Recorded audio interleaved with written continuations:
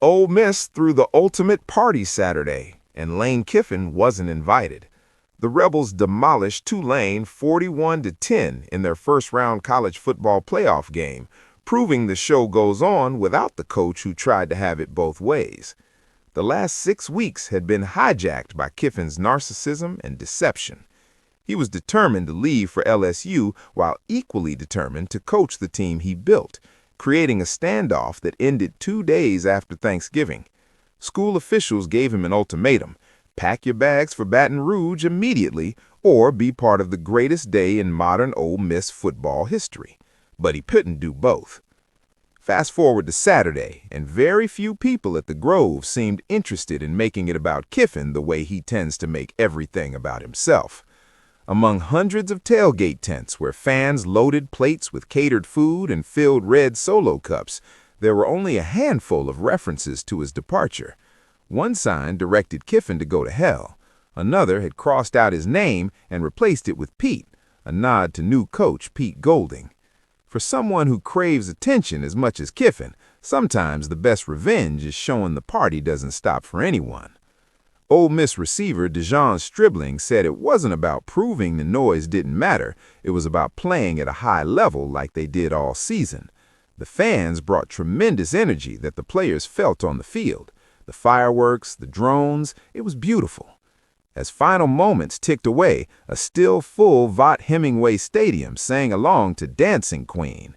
Red sparklers lit up the sky, and fans chanted Pete's name as the soaking wet head coach tossed his visor toward the stands and punched his fist in the air.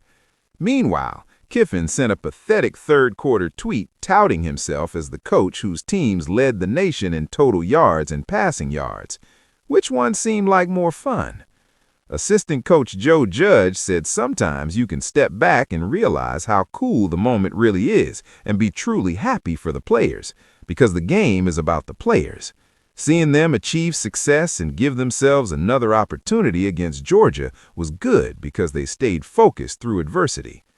This scene represented the chaotic place college football found itself this season.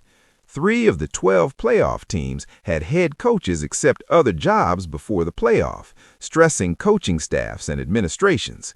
Tulane coach Jon Sumrall, now headed to Florida, coached Saturday just 2 days after his father passed away at 77.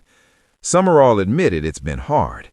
His dad battled health issues since March, but he's who he is because of how his father raised him. He'll live a life honoring his dad, who probably would have had questions about how Tulane played, but at least Sumrall didn't have to hear them that night. While Ole Miss and Kiffin divorced acrimoniously, Sumrall and Tulane parted on the best terms. He even donated $100,000 to Tulane's recruiting efforts on his way out.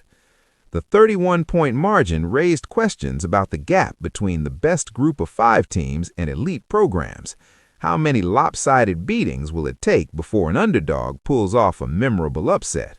How much angst can power conference commissioners withstand as overmatched teams take playoff spots? But the weekend validated the selection committee. Alabama and Miami won road games, and Ole Miss didn't look like a team whose coaching staff was patched together after assistants followed Kiffin to LSU. Golding used his time after Kiffin's departure to put his own subtle imprint on the program.